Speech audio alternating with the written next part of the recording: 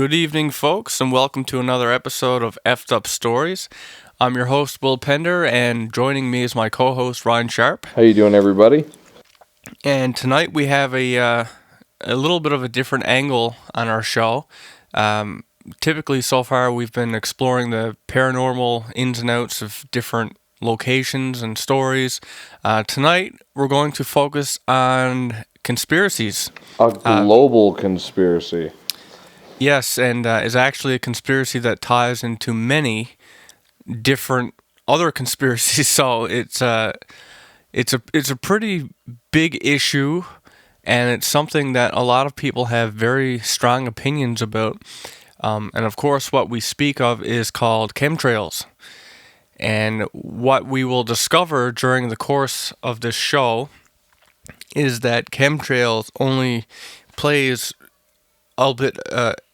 Even though an important part, it's just one small part of a really big conspiracy.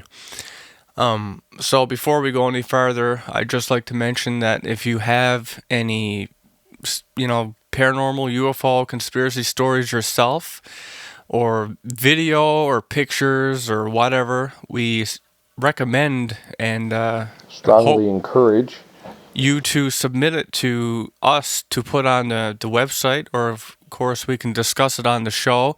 You can send it to will@effedupstories.com or ryan@effedupstories.com. That's EFFEDUPSTORIES.com. And without further ado, let's just hop right in here. So, what is a chemtrail? Well, that's I guess the one of the most contentious points of this whole issue. Chemtrail versus contrail. We've all looked up into the blue sky and seen an airliner of one kind or another, or a passenger jet going overhead, leaving a long, thin, white trail behind it. Now, most of the time when you see this, the trail, it looks to be maybe 10 or 11 inches from, your perspective of the plane in the sky, trailing behind the plane, and it tends to dissipate pretty quickly, maybe, 5, 10, 15 minutes, something like that. Yeah, and it's basically, this is normal. It's a contrail. This is the moisture, the vaporized moisture from the jet fuel being deposited in the upper atmosphere as a thin vaporous cloud. That's normal. That is what is known as a contrail. That is not what we're talking about. We are talking about chemtrails. Now, chemtrail, visually distinct in a couple of different ways. I guess the primary thing that you're going to notice right away is that it's much wider, not whiter. Broader. It's a broader line being left in the sky because it's not coming out of the engines. That's the difference. The chemtrails being sprayed out of nozzles that are spaced out the length of the wing, from the starting just a couple of feet from the body of the aircraft, and then equally spaced, I'm not sure how far, but equally spaced down the length of the wings. Now, another thing with chemtrails and contrails, according to an article that I read, that a contrail can only, they can only exist at 31,000 feet or greater. Yes. Below 31,000 feet, these vapor condensation trails are not able to form behind the aircraft.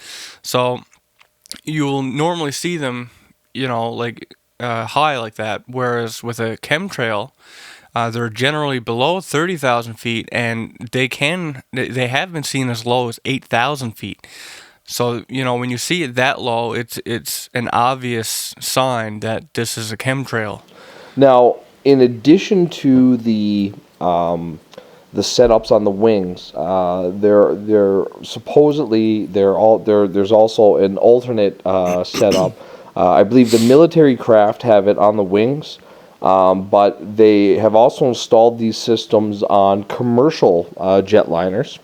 And I believe they've been put more to the rear of the craft, and where they're not visible by the passenger, or by passengers on the airplane while the plane is in flight. Now, the reasoning behind this, from what I understand, is that the military simply does not have enough aircraft to cover the sky in the way that they want to cover it, with just their craft alone, and have coincidentally, co-opted the private industries to, help them in this endeavor. Now, I guess I'm getting a little bit ahead of myself here. Yeah, one thing I was going to say, like, even though I'm not going to say it now, but I have a very interesting story that I came across from a mechanic that, an airplane mechanic that we'll get into later, that really, really reeks of conspiracy. So, I mean, what we're talking about here is to some people is going to be, well, this is audacious. Our government would never, without our knowledge, spray chemicals over populations of people without their knowledge or consent. Well, And yet there are, released documents from the government admitting that they did do such a thing and apologize for it. Exactly. Look in your history books, people. Go back, and do some of your own research on this, but it's fact. I mean, the North American governments have historically, have had no problem with spraying their unknowing civilizations or populations with chemicals for one reason or another. So mostly just research.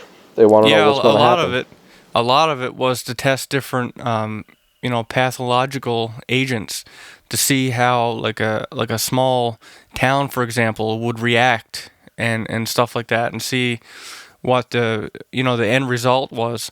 And a lot of the stuff, it really got swept under the rug. I remember all the same reasons we were supposed to hate Saddam Hussein for, right? He sprayed his own people with chemical weapons. And that monster. Well, like an episode in particular on Unsolved Mysteries had to do with basically it was raining. They made it. Well, they sprayed over this stuff. It was like goo. It was like goo droplets that fell everywhere in some town anyway. But everybody got really, really sick, and I think that's probably the most known example of it, and probably just because it was published in such a popular show. But and going back to how you were talking about, like, chemtrails, they get broader, right? So yeah, they get thicker and denser over time. And the difference between a chemtrail and a contrail is that they do not evaporate. They instead expand to create like a non-natural looking overcast. It's got like a milky white look to it. And, just before this, it might have been a clear blue sky. And the other thing, like once this has happened, is that if, say, the sun is in a position where it can pass right through, say, like the curtain of a chemtrail, the chemicals that make up the cloud refract sunlight in a way to create a halo that is comprised of the colors yellow, green, and orange, which, as we know, are not normal. It's chemical. It's kind of like if you're looking into a puddle of oil and the sun hits it just the right way, you can see like a rainbow of color. Well, the effect of the sunlight passing through the barium salt. So, I mean, at this point, if we have established the visible difference between the two. It's merely in a bid to get you to look up. Like, if you don't look up, and it blows me away. The place where I live, I've seen chemtrail over the last 7 years. Have seen chemtrail spraying campaigns over the summer, or during the summer months, that just blew me away. spent a large amount of time outside. I was working outside as a tradesman, and I got to spend a lot of time under the sky, and as such, I'm a bit of a sky watcher, always looking up and maybe a little bit with my head in the clouds, as it were.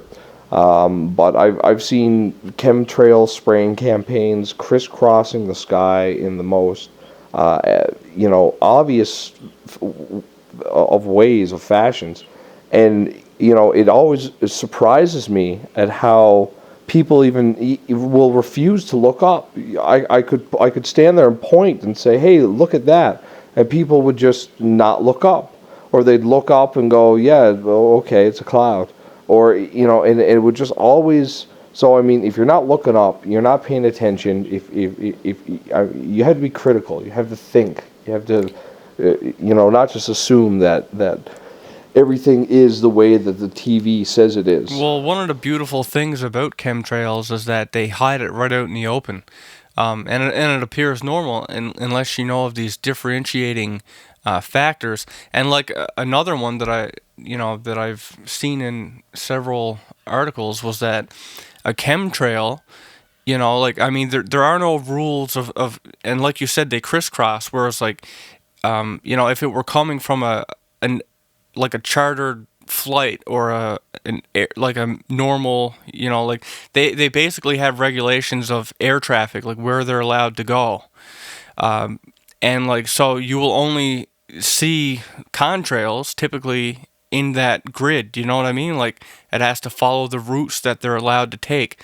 Whereas with chemtrails, basically whoever's doing it, most likely military, are given free reign to do it wherever they like. So you'll see these chemtrails crisscross each other, which there wouldn't be allowed to happen in normal flights because you don't want traffic crisscrossing each other, basically. Well, yeah. With that said, I believe that in recent years the program has been stepped up, and I guess this is where we get into the conspiracy of the matter. Now, I mean, we're talking about something that covers all of North America, massive, exactly, Canada, United States, Mexico, all over Europe, the UK, and if we really look into it, it's actually mostly constrained to NATO countries. Which I find interesting.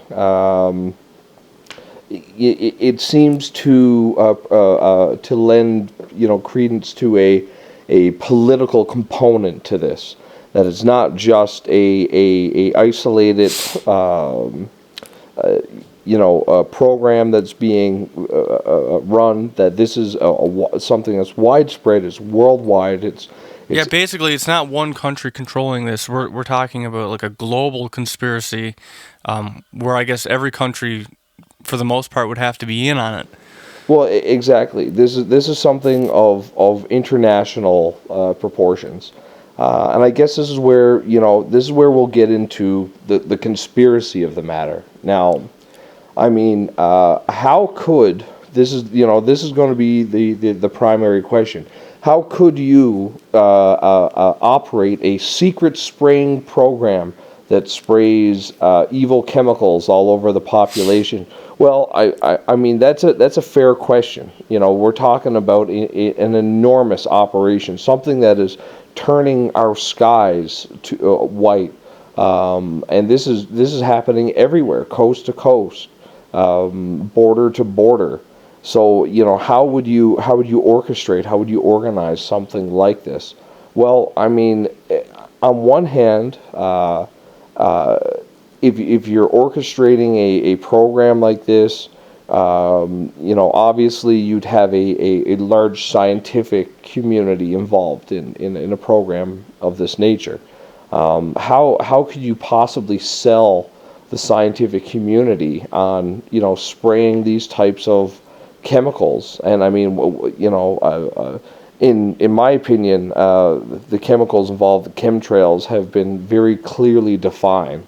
And in my research, I've uncovered the extensive use of barium salt And aluminum. and aluminum dust. Exactly. Now, before we jump right into that, because that is, where we're gonna get into the real meat, I think, because yeah, that enables a whole slew of different things to happen.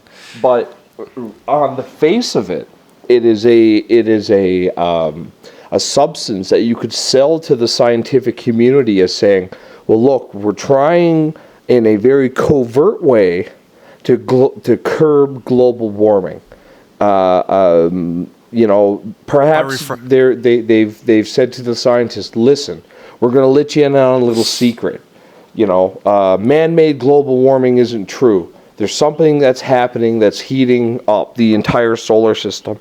And this is a fact. You can go and look that up. Our entire solar system is heating up. Not just the planet Earth, but the entire solar system. There's something else going on. I mean, it was proved through the WikiLeaks and the anonymous hacked email releases that the whole man-made global warming was a lie. They fabricated the numbers. They fabricated the data that they released to people. Now, have temperatures increased? Yes, but it's not due to CO2 levels. So, if you have a scientific community and you're letting them in on this state secret, well, now you're buying loyalty, and they think that they're helping the world by spraying this aluminum and barium into the atmosphere, and science is going to save the day by reflecting sunlight back out into space. Well, see, even so, they must have come to the conclusion that by spraying, especially the barium and aluminum, that it would be the lesser of the evils because, those two chemicals in particular have been known to cause all kinds of illnesses, especially with like respiratory illnesses and, well, I mean, and they're not the only two, but so some of the other biological agents are like, and I don't know if I can pronounce these properly, but Pseudomonas, fluorescence, streptomyces, and other known that are basically created for viruses. Basically, what we're talking about is pathogens in the body that have been discovered from people around these things that should never exist outside of a laboratory. They're synthetic. They're not natural. And, so a lot of the people who get exposed to these things have had, respiratory distress syndrome. Believe that's the name that they coined on it. And, large portions of people who are around this all the time, in particularly in bigger cities, they've had near epidemic flu-like illnesses. And, and that's the name that they stuck on it. So, we're talking about pretty serious. How do you justify putting that out there? Well, I think that in the long run, that this program, and well, we might as well get into it now. But in my research, I've come to find that this particular chemtrail program has evolved into a specific program that is codenamed Project Clover, or Cloverleaf, sorry.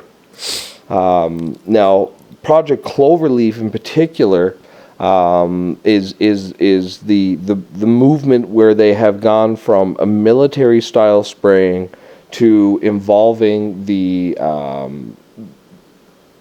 commercial airliners and installing these systems on commercial airliners worldwide in all these different NATO countries. Yeah. Now, the people who are involved in it on the civilian level are told very little.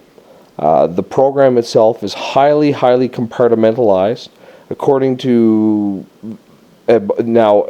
And I will preface this by saying that the only reason there's any information about this project whatsoever, supposedly, if we're going to take this information at face value, is coming from disgruntled, dissatisfied people who are working within the program, who have become so disillusioned with their governments, with their military, over such a clandestine, spraying program, that they've begin to speak about it now. And from what I've read, this has become a problem within the program, to the point where people are being killed over it. That as long as we're talking about the same, because this is always an espionage, counter espionage operation, right?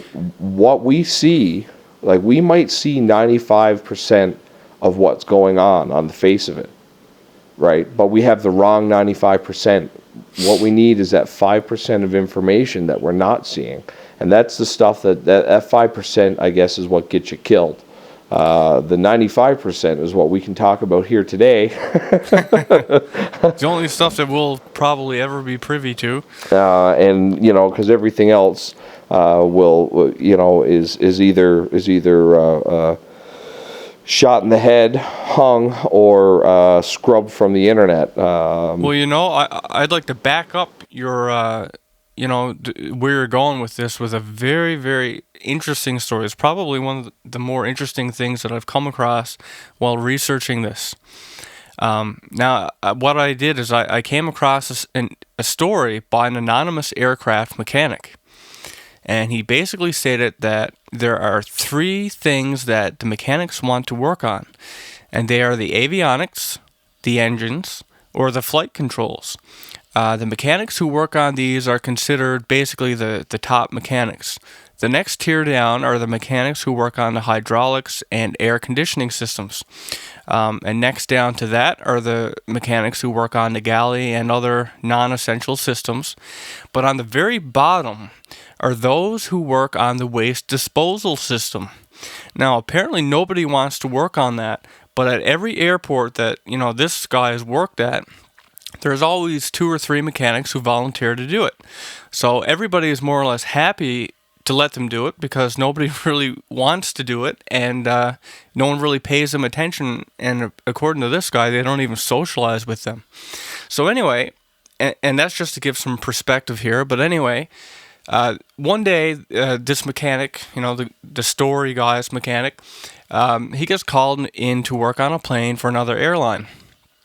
And the dispatcher didn't know what the problem was, but when he got there, he found out that it had to do with the waste disposal system. So anyway, he shimmied up into where all this stuff was, and he immediately noticed something was strange about it. And that was that there were more tanks, pumps, and pipes than should have been there. He also found out that the extra pipes were not connected to the waste disposal system.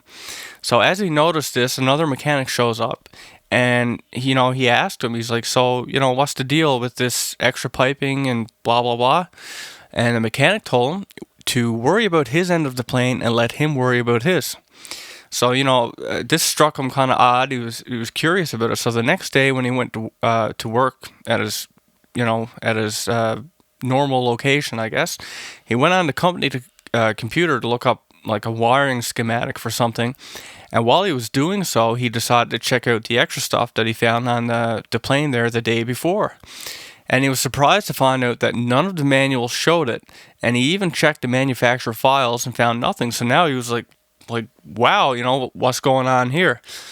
So the week after this happened, he went to the main hangar where he worked, and he saw that mechanics were like crawling all over these 3 planes or whatever. So he figured no one would really notice him on the plane, So he picked one to go snooping again and, trying to find that extra equipment he found before. And, as luck would have it, he picked a plane that had it, and he found what he thought to be the control unit for the system. So He was looking it over, and it was a standard-looking avionics control box, but it had no markings of any kind. He traced the control wires from the box to the pumps and the valves, but there were no control circuits coming from the unit. The only wires coming to the unit was a power connection to the aircraft's main power bus. So the system had 2 tanks, and one was large, one was small, and the largest one he estimated could hold about 50 gallons of something. He basically found the connections and piping to be done in a way as to hide it. Apparently, on the wings of a large airplane are these set of wires about the size of a finger extending from the edge of the wing surfaces. These are static discharge wicks, and they are used to dissipate static electric charge that builds up during like a flight. So anyway, the piping from the extra equipment leads to every one of 3 of these static discharge wicks, and these wicks are hollowed out to let through whatever is in those tanks. So that's basically how they hide it. And he was there while his manager, he was snooping around, and his manager spotted him and ordered him out of the hangar, saying his shift was over and he wasn't authorized for overtime. Now this is where it gets interesting. 2 days after his little escapade, he got to work to replace an engine temperature an engine temperature sensor on a plane, which he did, and he passed into paperwork. And he said about 30 minutes later, he was paged to see the general manager. When he went to his office, he saw his union rep and 2 others that he didn't recognize there. He was told he was being written up and suspended for turning in false paperwork. And that's for what he just did, right?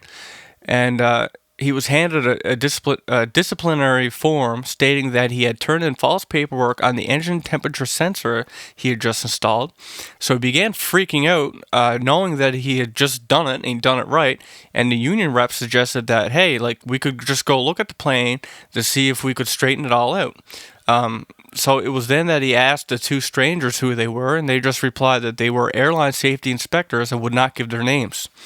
So anyway, the whole group went to the plane, and the union rep pulled the sensor, checked the serial number, and told everyone that it was the old one that was supposed to be replaced.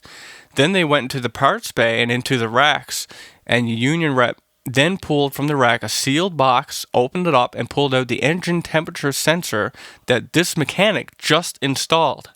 He was then suspended for a week without pay and told to leave immediately. So the next day after this, the mechanic was sitting home, like, wondering, like, what the hell just happened, And that evening he gets a phone call where a voice told him, "Now you know what happens to mechanics who poke around in things they shouldn't. The next time you start working on systems that are of no concern of yours, you will lose your job. As it is, I'm feeling generous. I believe you'll be able to go back to work soon." And then he just clicked off. The next day, the mechanic the general manager gives him a call and said that due to his past excellent employment record, that the suspension had been reduced to 1 day and that he should report back to work immediately. So the next day went normal, and that night he went on the internet to try and find some answers, trying to, obviously he was aware that it was a conspiracy at this point. And somehow he stumbled upon a site talking about chemtrails. And that's when he started putting the pieces together. But the next day he found a note inside his locker that said, "Curiosity killed the cat. Don't be looking at internet sites that are of no concern of yours." Now get this. The site that I read this on had a note at the bottom of the article that stated, they found it interesting that their site received a visit from Boeing within 4 hours of that article appearing on the web. Now, does that not sound suspicious? Just goes to show you, right? I mean, what we're talking about here is a highly compartmentalized, highly organized military operation. It is not civilian in nature. It is civilian. It is clad in civilian clothing, as not to give itself away by its military nature. Because let's face it, anything that the military is involved in is for war. It's for violence. It's for control. It's for killing. That's it. Yeah. So, I mean, why? What are they spraying this stuff for? Well, I think we're about to get into the most interesting part. So before we do so, we're going to take a small little break, and I'm going to play one of my tracks called Magnetic Skies, just because I think the whole sky thing is kind of relevant. And when that's over, we'll be back to discuss the implications of all of this. Enjoy.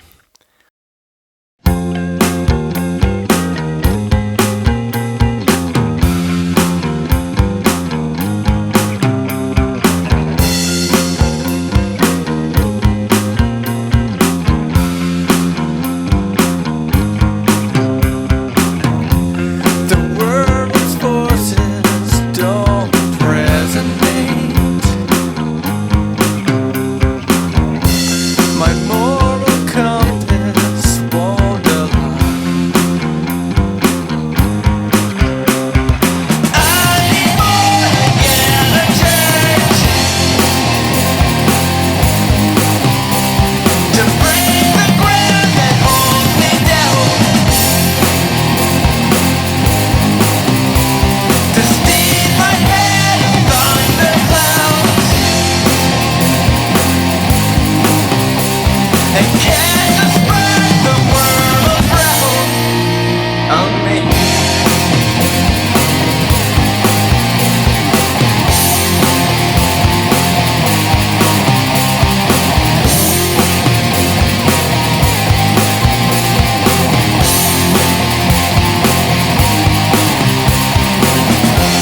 Structure lines inside my elements.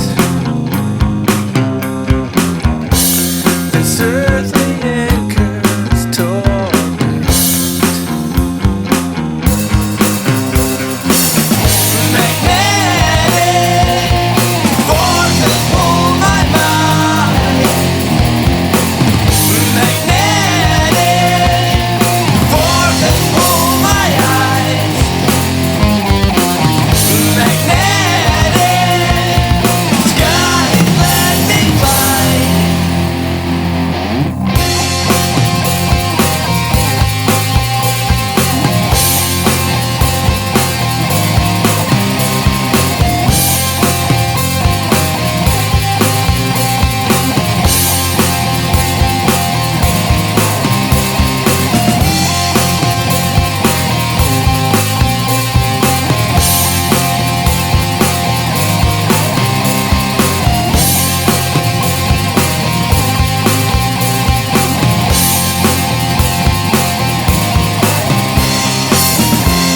I taste the copper on the air again. It's time to summon another storm. Magnetic forces never lie. Magnetic forces never die. Magnetic skies let me fly.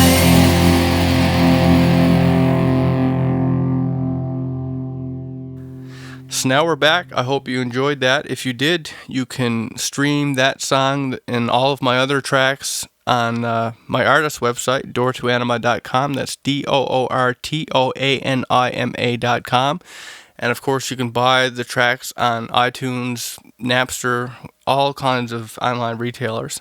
But to get back to where we were, so just as sort of a recap, we know that there's a huge conspiracy, and the fact is that globally, commercial airlines, military aircraft, all of these different things are spraying chemtrails, which we know are toxic.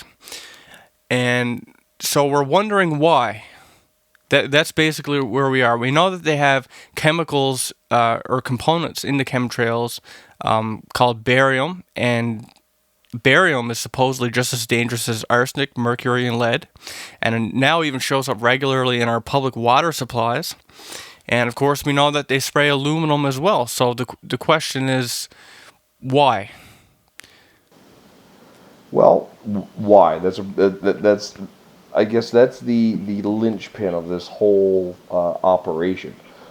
Well, it appears that the chemtrails themselves are merely providing a medium, and by that I mean it's merely providing a space in which certain exotic technologies can operate. Those technologies include HAARP, scalar weapons, other satellite-based laser platforms, other directed energy weapons.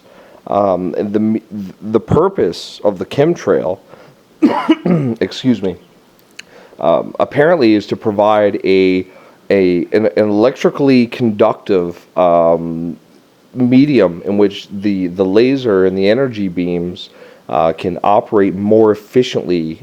In it, they work under normal circumstances, but they work a lot better when the air is filled with electrically receptive materials, or materials that better refract the beams, so that they can produce these effects.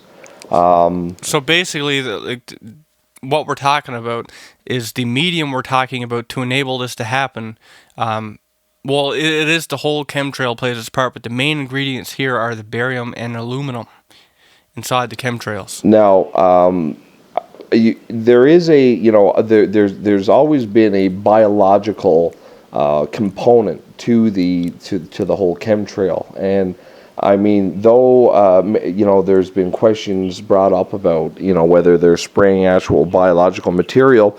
There's also another I guess a side effect of spraying stuff so high in the atmosphere is that you end up dragging down bacteria and viruses that typically only live in the upper atmosphere, live on the currents of the upper atmosphere. And they drift down on these particles, and we breathe them in. And because the particles reportedly are only microns in diameter, several times smaller than the width of a human hair, your lungs can't filter them out. And so, this is where I guess the mysterious respiratory illnesses are probably part of it. But aside from that, it appears that the major purpose of this is so that they can use ionosphere heaters in the case of HAARP. Well, here's where we get into an area where there's so many different technologies that do different things that is enabled by this medium. So, we should explain, I think, what HAARP is. HAARP, is a company, is actually an acronym, how we pronounce it, but it's HAARP. And they're not actually new, believe it or not. The patent for HAARP's technology was actually filed on January 10th, 1985. And it states inside that patent that it is a method and apparatus for altering at least one selected region which normally exists above the Earth's surface. The region is excited by electron cyclotron resonance heating to thereby increase its charged particle density. And one embodiment, circularly polarized electromagnetic radiation is transmitted upward in a direction substantially parallel to and along a field line which extends through the region of plasma to be altered. The region of plasma that is being referred to is actually our atmosphere. Our atmosphere is classified as a plasma. So, and the region that's being affected is not that the laser itself moves, but because our planet spins and our atmosphere doesn't, parts of it doesn't move with us. So as our Earth actually orbits, this laser remains stationary in a sense. However, the beam does cut a swath through the sky because of the rotation of the planet. Okay, and and after that, it said that the radiation is transmitted at a frequency. Now, this is important because we've discussed at length about how different frequencies can interact with objects, things, brain chemistry, whatever. The radiation is transmitted at a frequency which excites electron-cyclotron resonance to heat up and accelerate the charged particles. This increase in energy can cause ionization of neutral particles, which are then absorbed as part of the region, thereby increasing the charged particle density of the region. So when we're talking about a region, we're talking about an area. Like you could take a state and say that's your region right now. So to break it down in some easy English here. Basically, what we're after covering is that in a chemtrail you get aluminum dioxide and barium among other things. The small particles of aluminum and barium serve as the medium for frequency devices, such as those owned by HAARP and other ELF and ULF transmitters, which can manipulate the climate and weather of the planet, among other things. The aluminum and barium act as an antenna that can reach anywhere, basically. It can reach anywhere the air reaches, and it can be heated up by the ground or space systems, such as dishes and arrays, that act similar to a microwave. So, I mean, if you were to look on it, if you were to defend it, you could say, yeah, well, we're combating climate change and whatever just by altering what they call geoengineering. You got a place that's got a big drought, and they're having a problem with their crops. You can seed the clouds and make it rain, and actually that's a much older technology still. They've been seeding the clouds forever. Well, I mean, I guess it's worth mentioning that in particular, the AAAS, or the American Association for the Advancement of Science, actually proposed or put forth a proposal, considered proposals for spraying barium and aluminum dust in the upper atmosphere. Now they say specifically just for the purposes of reflecting sunlight back out into the air, or back out into space, sorry. But it's interesting to note that here we have these different organizations that aren't part of the military-industrial complex as we see, but obviously they're part of some or they're a patsy organization, or they're being led around by the nose to believe that they're pushing ahead a specific a different agenda, but they very specifically spoke about using aerosol geoengineering to change weather patterns, and to alter the temperature of the air. And it's interesting that the NOAA, the National Oceanic and Atmospheric Administration, as of July 21st, I do believe, of last year, put out a comprehensive study of the anomalous increase of aerosols. And they don't specify what type, but aerosols in our what they're calling stratospheric aerosols, that have mysteriously appeared since the early 2000s, and have increased exponentially, and has been seen to actually cause a slower rate of climate warming. So I mean, even if these people think that they're spraying it up there, they're being told that they're spraying it up there for a different reason. This is where we get into the way that these people operate, the powers that be, whoever you want to call them.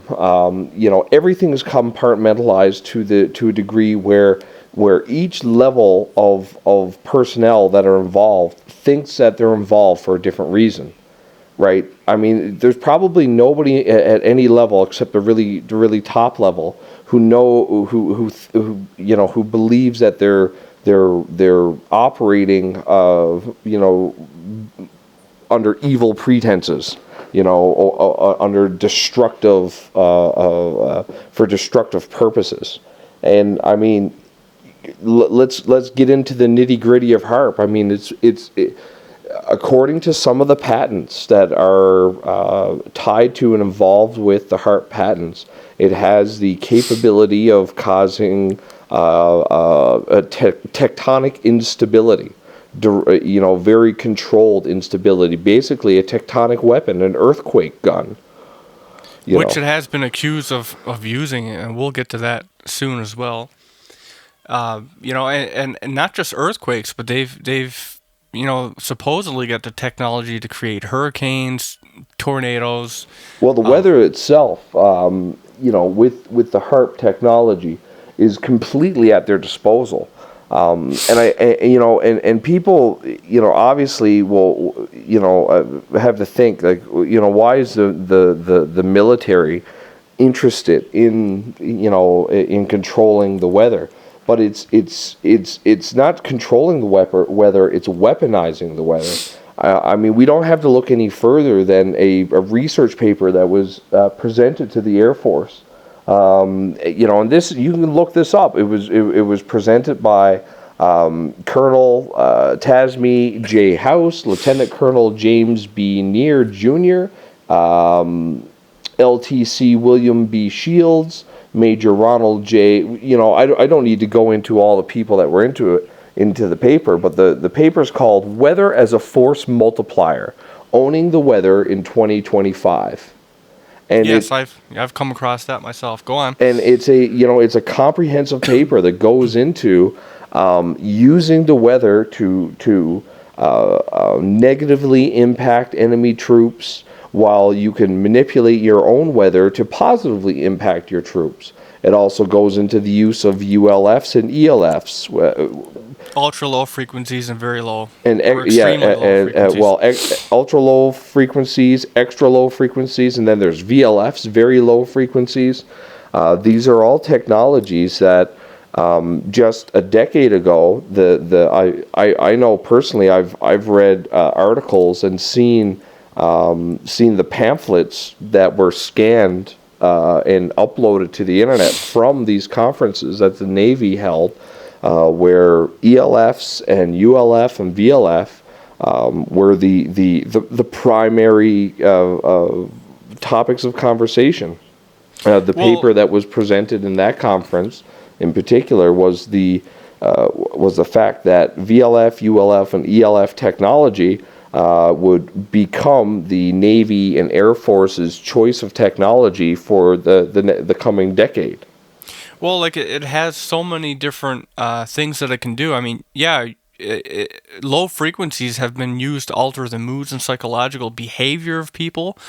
So they can use this thing to cause riots. They can use it to paralyze people with fear, disorientation, dizziness, sickness, paranoia, aggression.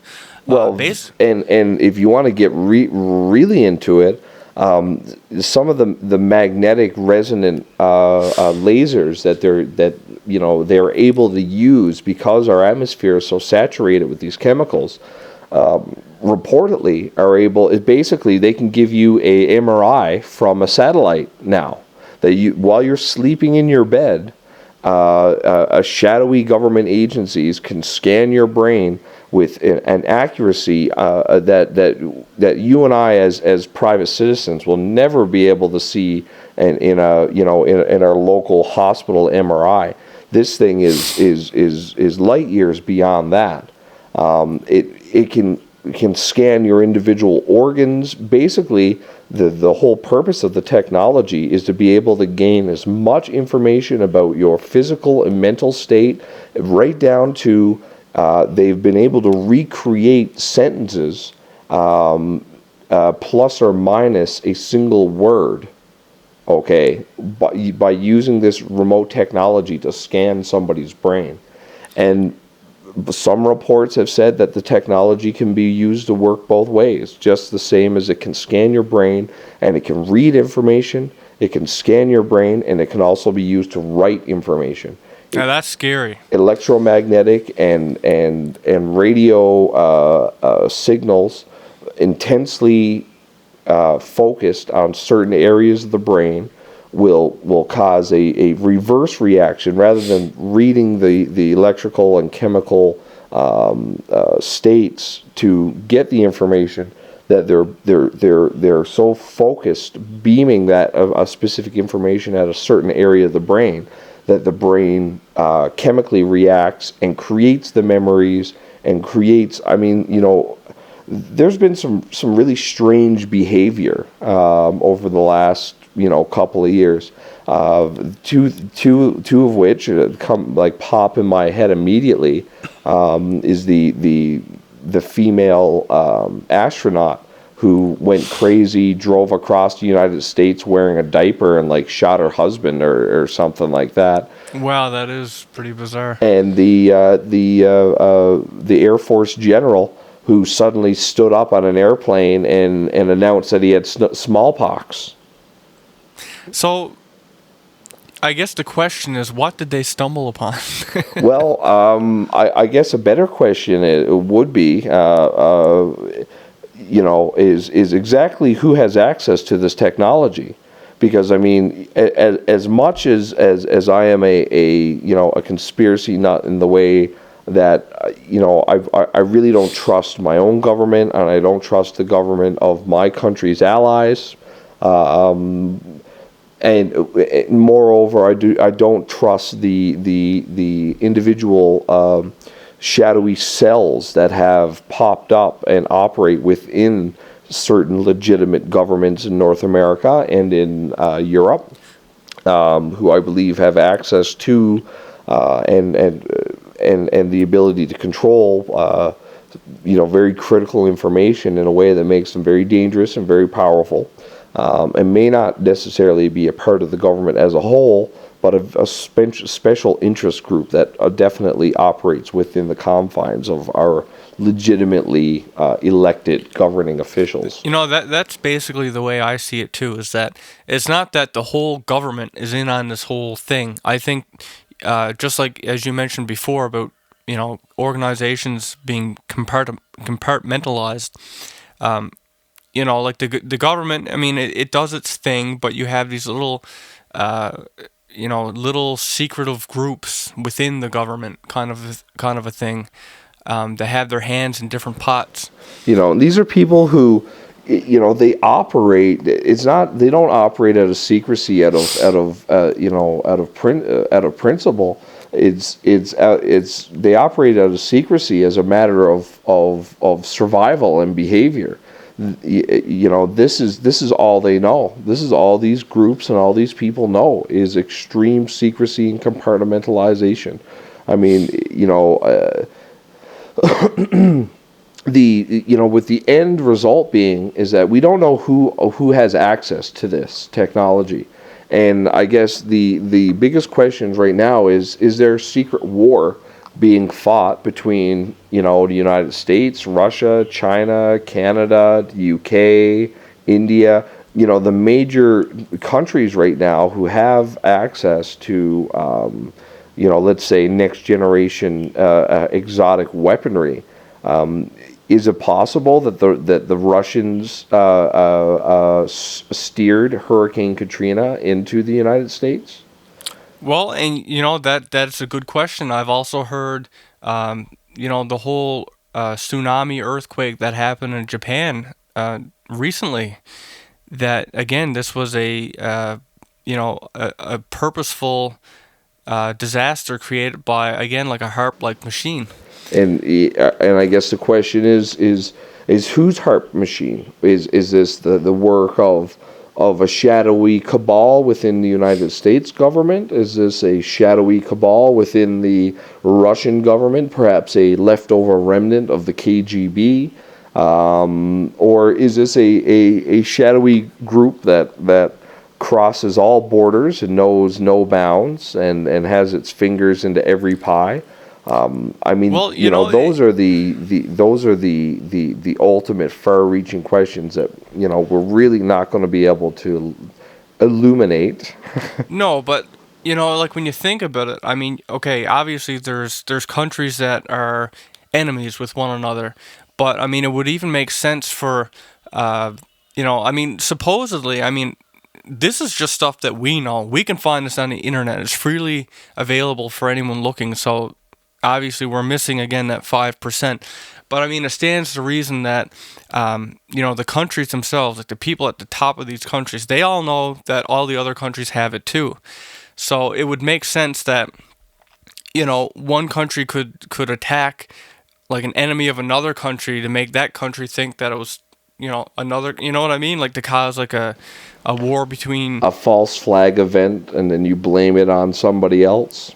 Yeah, because I mean, you got to think about like, well, let's look at the implications, like the different kinds of things that you can do with this technology. So we know that we can make groups of people do whatever, and we're talking large groups, like like those riots that happened. I mean, even though they were probably justified, but I mean, you can make this kind of a thing happen, right? I mean, they can, and like to the people that it's happening to, it seems normal. I mean, your feelings are normal, like you feel what you feel, but what you don't know is probably being forced upon you.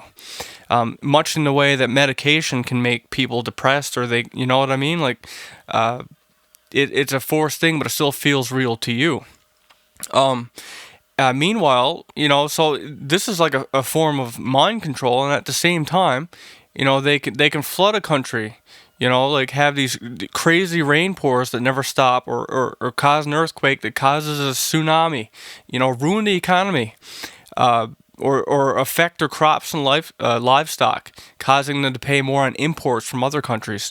They can cause all kinds of disasters that would appear to us and everybody else as an act of God, right? I mean, we're talking about something that like is right out in the open, and like the only way you can really tell, like, and apparently people have found patterns to tell whether it was artificially started, or if it was a natural thing, by studying different patterns on seismographs and weather patterns and such like that. But I mean, for the normal everyday person, I mean, Well, I mean, that's the really the kicker with this technology is that it's exotic to the point where the average citizen is going to just balk at it and say, "Oh, ridiculous! Poppycock, horseradish."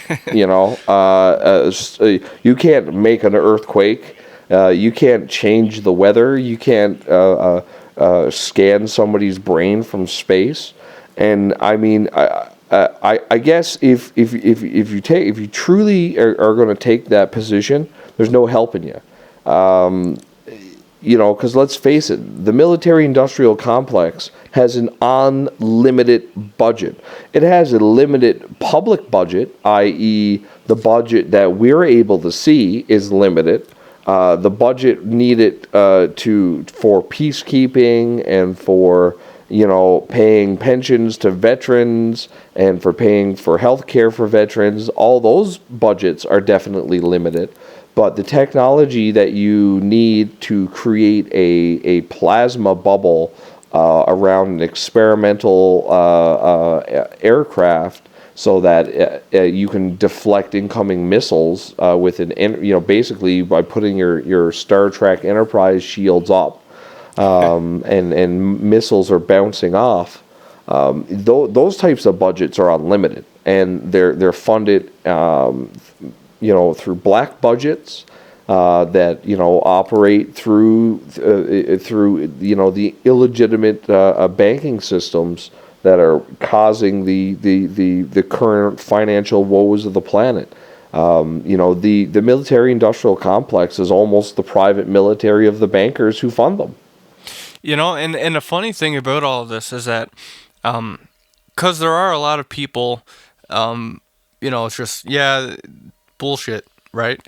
But, thankfully for the internet, there's more and more people curious and coming across this thing, and there's more information than ever before. So really what it comes down to is the information is really not that hard to get. Any idiot with the internet and Google can find this stuff. the question is whether you really want to know about it, whether you want to believe in it, because it's right there if you want to go find it.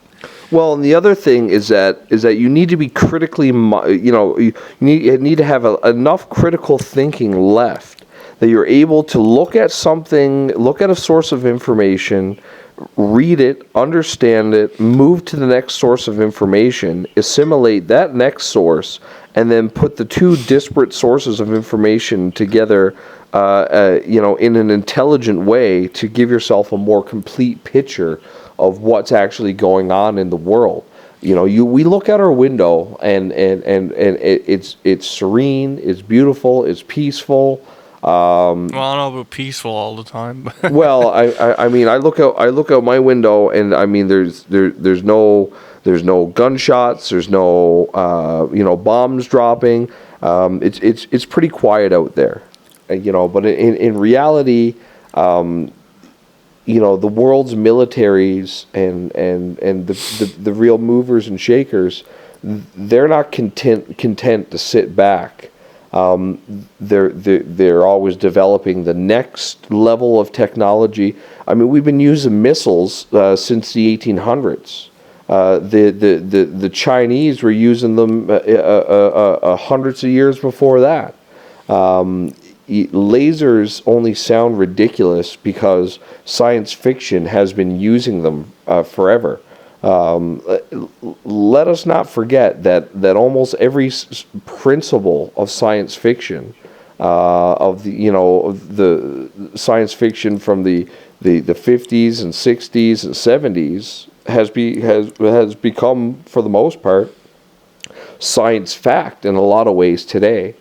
Yeah, like in fact, the question is more, was it the science fiction that inspires scientists to try to create something based on it, or whether, the science fiction to begin with was based on stuff that they were working on, in the era. Well, and I mean, there's certainly a case to be made for that, especially in the case of flying cars. Did the nerdy scientists of the late 40s have visions of flying cars when they were working on electrogravitic technology that eventually, disappeared into the darkened hallways of black budget funded laboratories? Yeah, I actually heard that they do have the means to create flying vehicles as such. It's just that If you go out and look, you will find a official paper, a request form sent out. I believe wasn't Boeing. Who's the other guys? One of the other big aerospace companies, Lockheed and Martin. That's who it was. They sent out a letter to the government. It was a request for the declassification of electrogravitic technology so that they could be used in commercial air vehicles. And obviously it was denied because neither you nor I have a flying car. Well, it makes more sense to make us pay arm and a leg for gas, right? Well, I mean, what we have, is a system that was set up, about 100 years ago, and to switch it over now would be a big pain in the ass, and that's all it is. And the people who are, in the position, the only people that are in the position to really put these changes in motion without some kind of revolution, are much too comfortable to have to give themselves a pain in the ass at this point. Yeah. But I digress on that matter. I mean, getting back to the uses of this technology. We talked about a tectonic weapon, creating a earthquake off the coast of some country. There has been some evidence to date to say that the earthquake in Japan just recently was a man-made event. It was an attack against a sovereign nation of people. And not only was that like a really scary disaster, that there are other countries feeling the effects of that. But I find it particularly scary how swept under the rug it became, and still is, and just how big a deal. Like, I mean, man, we're talking about uh, uh, like a whole country, like a huge section of the country uprooted, and we're talking about radiation gone into the water supply. The That, soil in that country, the most of the soil in that country at this point would be considered toxic waste anywhere else in the world. and you know, I've come across videos on YouTube of like some of these people who lived in the area and who were forced to go to Tokyo, and they're like begging other countries for help because their government have completely like just silenced the whole damn thing and aren't admitting to the true nature of how bad it really is, have been really giving a lighter picture. And just some of the craziness, like all these babies being born disfigured or dead without brains, and all these kinds of things. And where's the news on that? There's been like a blackout, Yeah, right? complete news blackout. And I mean, it's what? It's a year later. Yeah, and I mean there's it's still really bad down there, right? Well, and it's going to be it's going to be a really bad thing for a long time. In fact, we You're don't going to really need know. 100 years of heavy rain just to wash all that radiation into the ocean. Yeah, and actually, it could even be like, who knows? I mean, look at Chernobyl, right? I mean, that thing. I can't remember exactly when that happened. Was it 84? Maybe, I don't know. I could be wrong, but anyway, I mean, there's spots over there. Like, was it Magic Forest? I believe. The red forest. Red Forest, yeah, and I mean, there's spots. I mean, you could be standing in one spot, and it's not really that bad. You put your hand 1 foot in front of you, and the radiation is so fucking high that if you left it there, Your you, bone marrow will die in a matter of minutes. yeah. Yep. So like, I mean, radiation's a scary thing. You can't see it, you can't smell it, and it lasts for such a long time. It gets like into your food supply. I mean, there's people down in Japan. I mean, for not just Japan, for other countries who import, like, say, fish and stuff like that, maybe from Japan. You could have one piece of fish one day, you don't think anything of it. 20 years later, you got a crazy tumor or cancer or something like that, and you could trace Stomach it all. or intestinal cancer because That of fish you ate Blinky, 20 years. the Japanese fish. Exactly. Yeah. So, and actually, is interest. What else is interesting is that, I mean, after this happened, there was like a major push for people getting Geiger counters so they could measure the radiation, and there was groups set up where people from different countries and states and provinces would measure their radiation levels over time, because as we all know, it takes time for like the air to move, say, radiation from Japan over into the North Americas and stuff like that. And I mean, I remember seeing one in Toronto. Actually, it was a guy with a Geiger counter, and he had been, doing this since the day of, and like he was showing the radiation spikes on the water that because it had just freshly, it was a fresh rain, and it had stopped, and he went out and showed the radiation levels of like, for example, first he put it over his he had solar panels, and he put it over the solar panels, which were covered in water, and it was spiked right up there, and then he wiped it off with a towel, and then he put the Geiger counter again over the solar panel, and like all the radiation levels were like way gone again. It was like it wasn't existent, just normal background radiation. And then he put it over just the napkin that he wiped it off with, and that was through the roof. So here we have it in Toronto, in Canada, where I mean, The very jet very. stream has obviously carried the radiation. And this is what we're talking about: the widespread, the global, the international effects of these weapons. It's not that just the terrifying aspect that at any moment a nuclear level explosion could be caused from, and apparently this is another capability of these space-based directed energy weapons that are made possible. The use of them are made possible by the widespread use of chemtrails, spraying of chemtrails, of barium aluminum medium to use their lasers in. I mean, just think about it. Whenever people talk about lasers, they say argon laser. Now, why are they saying argon laser? Because the laser needs some kind of a medium for it to operate within, and so they use an inert gas like argon. It's the same thing. They're just using the entire atmosphere as a sealed laboratory experiment. And we're in it, people. It's up to us to say. I don't want the capability of a thermonuclear explosion going off, or a thermonuclear equivalent explosion going off anywhere. I don't want a directed tectonic stress weapon causing an earthquake, turning the ground under my feet into a weapon. I don't want my weather to be weaponized. I don't want my air to be poisoned. The soil, the alkalinity of the soil has skyrocketed. The chemistry of our soil, the chemistry of our water is altered. We have mass die-offs of animals. I mean, what the hell is white nose syndrome? Look it up. It's killing off it's making bats extinct in North America.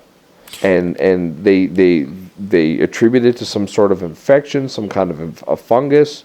There's been dozens, probably hundreds of bat caves sealed because of this scare. They still don't know what's causing it. Well, hell, look at the past 2 or 3 years. I mean, how many news stories have we read about, like, huge flocks of birds that just drop dead, or like hundreds of thousands of fish who have just what's the word I'm looking for? They just washed ashore dead. Yeah, these mass die-offs. And I mean, it's almost like of biblical proportion, like the apocalyptic signs, the omens. I mean, that's. I mean, if we weren't so into our own work and school and all the regular bullshit that we do, I mean, people would be like, I mean, if we were back in the day where everyone was kind of at one with nature and stuff, I mean, we'd be freaking out about this, right? I mean, it was like, wow. Well, if we were just even a little more in tune with our planet and see, we were a little more aware of what was happening. I mean, we have mass die-offs of bats, of fish, of amphibians. I mean, the bats and amphibians are probably the two largest extinctions that are going on right now. And interestingly enough, if you go and you look, just go on to I dare any of you to go on to a biology website or a biology forum anywhere on the internet, like where biologists and nerds frequent, and just go on there and ask about these. You'll get banned. You'll get banned from these forums. You cannot even proposing these questions in an intelligent, scientifically minded way, where you're and this is a place where people go to ask questions to biologists and scientific minds, people who want to interact with the public, and you will find yourself banned. But it's happening. The numbers are there. They speak about it. The research is being done in some places on these mass extinctions. I guess for the most part, the government doesn't need to research it because they know why it's happening.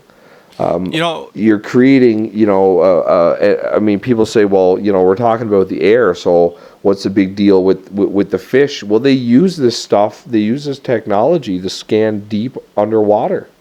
They can communicate with their subs deep under, and that's the other thing with this. This is like you said, they've turned the atmosphere into a giant antenna. All these chemicals have made it into our soil and our water. So, I mean, the beam is going to pass just as easily through the water and to a certain degree through the soil as it's. And hell, through the animals like fish and birds, which is another theory that because I remember there was this one huge flock of birds that were like basically they were found flying in a direction that made no sense, and it's almost like they were confused or lost their way. And again, like you're talking about thousands of these things that just dropped from the sky.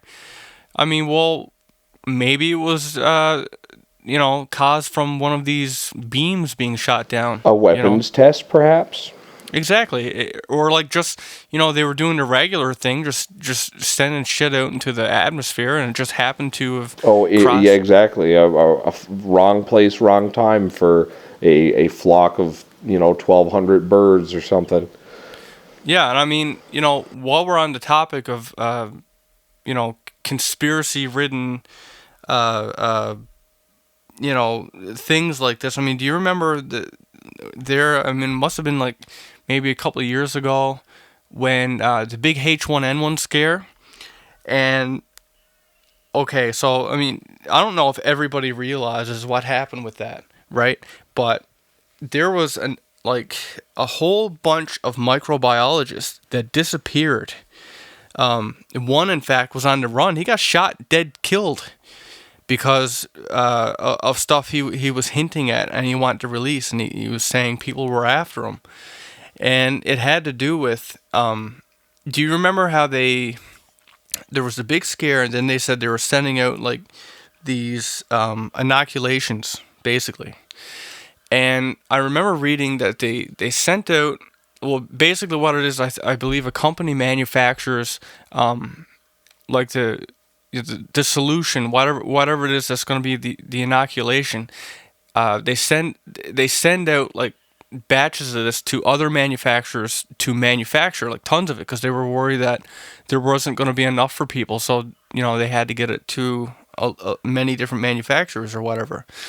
And in the process of this stuff gets checked over at the main factory very, very securely before they send it off. I mean, we're talking about putting this in people's bodies, right? Yeah, I think what they call it class 3 or level 3 biohazard protocol. Yeah, so it's very very serious stuff. So anyway, they sent it to this one lab, and this had supposedly been checked several times already. But for whatever reason, like this guy was just supposed to go and give the go-ahead to manufacture it. But for whatever reason, he wanted to go and check it himself. Yes, I do remember this. Yes, and what he found was that they actually had mixed the bird flu with the common cold. I believe what he had done is that in their facilities they used ferrets for testing some of their vaccines, and he had injected, I think, 11 or 12 different ferrets with the vaccine, and the next day or hours later, they had died. And what they had found, then when he looked closer at the vaccine, he found that it was full-on H1N1 virus, like all jacked up and ready to go. Yeah, and so for those of you listening, to put the severity in perspective, you're probably lucky to be alive today because this guy found that. Because, as he put it, it's not an accident. You can't mix bird flu and the common cold by accident. This is a very, very complicated procedure that can only be done synthetically in a lab. Yeah. This was purposeful. The intent was purposeful to send us out, and God knows how many people it would have killed. We're talking about like, what was the last really big epidemic? I mean, was it the Spanish flu? The Spanish flu or the typhoid fever? Yeah, like we're talking that scale. We're talking about almost starting civilization over scale.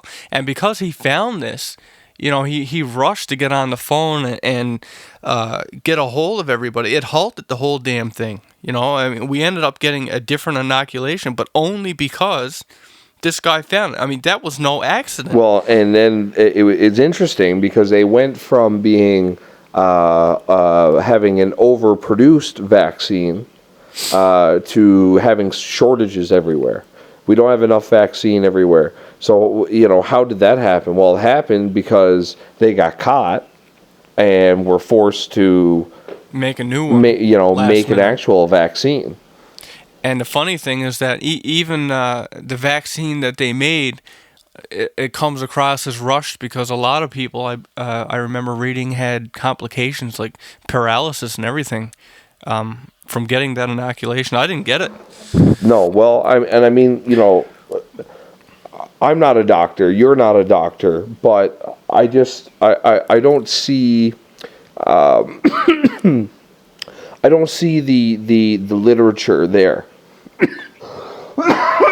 Excuse me. If you really get into the immunization literature, I don't see the numbers. Really, the reason why we're not as sick as we were 100 years ago is because we have better hygiene. Everybody has access to, or almost everybody has access to really good hygiene, hot running water, clean water, soap, toothpaste, all that stuff, and a decent diet, right? I mean, even the poorest amongst us has a better diet than a large portion of the population did 100 years ago. So that's what's contributed to the overall increase in longevity, not the history of immunization, because getting an immunization only results in a at the best of times a temporary immunization against a virus. If you actually catch something and then fight it off, then it's fine. Then you're immunized for life. But if you're getting all of your immunizations through the pharmaceutical companies, then you need to get it renewed at least every 10 years, if not more. So there's, and that got into there was a whole spraying campaign involved with the H1N1. But I guess what the point here is that there's some very well-connected people with a lot of resources, a lot of money, and they have plans for things. There are groups of people who have differing plans for the world, for what they want to do, for the money they want to make, and this is happening out there. And it's not going to be on the news because that kind of news is really terrifying. That kind of news disrupts civilization. If you aren't watching American Idol and you're not eating your TV dinners and you're not drinking your Budweiser beer and then watching the football game or the hockey game afterwards, then they're not making money. So this kind of stuff is not going to make it to the news. Weather as a force multiplier. On the upside, though, there is a lot more sources of information. Actually, it's pretty surprising because I've been a big fan of this kind of thing for quite a long time now, and even I've noticed that there's a lot more information out there, and it's a lot more popular now for people to know about it, and people are finally getting up and saying that they're sick of the mainstream bullshit, and I know it's not done enough. We still have the Justin Biebers of the world, but truthfully, we don't watch as much TV. I think today is more, there's a lot more people on the internet. People are more inclined to, instead of being force fed all this mainstream music and games and crap like that, we're like, well, hey. Indie games are getting bigger. Indie bands is not so corporate driven down our throats anymore. People have choice, and they like it. It's like let's go on the internet and find something that I like individually, not just because such and such a TV show, says whatever. Although it's kind of ironic though, the news haven't changed because the news is still all about what Hollywood's wearing and that kind of stuff. Meanwhile, like Japan just fucking almost died, right? Exactly. So I mean, as long as we're out on the internet, send in your stories, send in your thoughts, send in your concerns. Email me at ryan@effedupstories.com. And of course, you can reach me at will@effedupstories.com. We would love to hear from you. Anything at all. Questions, comments, concerns, ideas for another show. You want us to expand on a show we already done. No problem. Just let us know, people. For me anyway, this is Ryan Sharp, and I'm signing off. And for me, this is Will Pender, and I guess I'm going to go too. So, yeah, send in your stuff and tune in for the next episode.